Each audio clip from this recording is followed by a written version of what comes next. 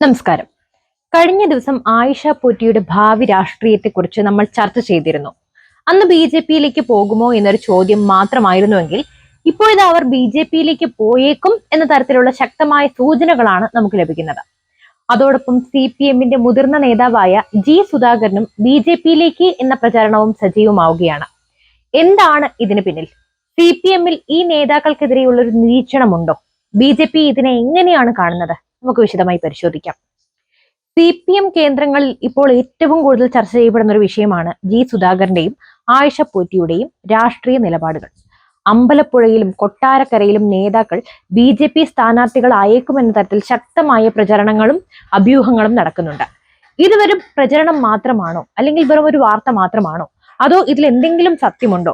ഈ രണ്ട് നേതാക്കളും സമീപകാലത്ത് പല പൊതുവേദികളിലും പ്രത്യക്ഷപ്പെട്ടതും അവരുടെ ചില പരാമർശങ്ങളും ഈ അഭ്യൂഹങ്ങൾക്ക് ശക്തി പകരുന്നുണ്ട്. പരസ്യമായി സി പി എം വിരുദ്ധ നിലപാടുകൾ ഇവർ ഇരുവരും പറയുന്നില്ല എന്നത് ശ്രദ്ധേയമാണ്. പാർട്ടി വിടില്ല എന്ന് ഇവർ വ്യക്തമാക്കിയിട്ടും സി പി എമ്മിന് ഈ വിഷയത്തിൽ ചില സംശയങ്ങളുണ്ട്. അതുകൊണ്ട് തന്നെ ഈ രണ്ട് പ്രധാന നേതാക്കളെയും സി പി എം ഗൗരവത്തിൽ നിരീക്ഷിച്ചു വരികയാണെന്നാണ് അറിയാൻ സാധിക്കുന്നത്. സി പി എമ്മുമായി ഇപ്പോൾ അകന്നു നിൽക്കുന്ന പല നേതാക്കളെയും ബി ജെ പി നേതൃത്വം സമീപിക്കുന്നുണ്ടെന്നും റിപ്പോർട്ടുകളുണ്ട്. പ്രത്യേകിച്ചും തുടർച്ചയായി 2 തവണ അർഹതപ്പെട്ട പദവി നിഷേധിക്കപ്പെട്ടവർ, ഇവരെ ബി ജെ പിയിലേക്ക് ആകർഷിക്കാനാണ് ബി ജെ പി ശ്രമിക്കുന്നത്. സി പി ഐയിലും സമാന ചിന്താഗതിക്കാരുണ്ടെന്നും അവരെയും ബി ജെ പി ലക്ഷ്യമിടുന്നുണ്ടെന്നും സി പി എം വിലയിരുത്തുന്നു.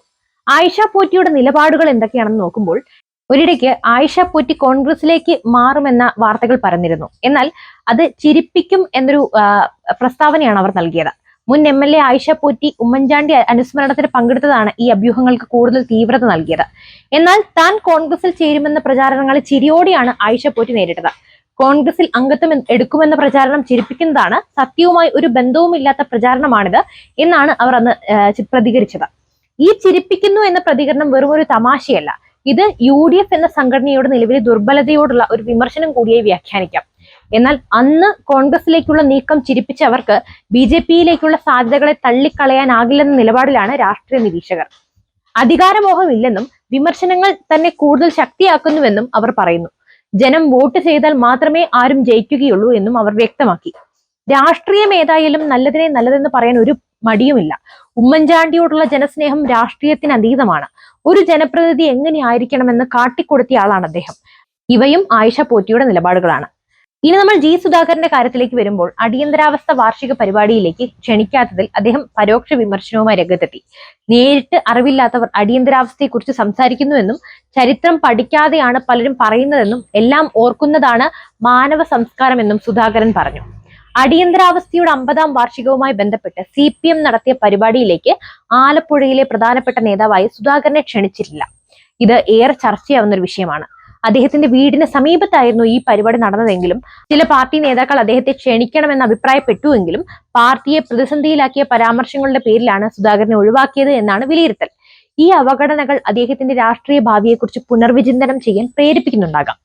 സി പി എമ്മിന്റെ ഉറച്ച സീറ്റുകളായ അമ്പലപ്പുഴയിലും കൊട്ടാരക്കരയിലും അട്ടിമറി വിജയമാണ് ബി ജെ പി ലക്ഷ്യമിടുന്നത്.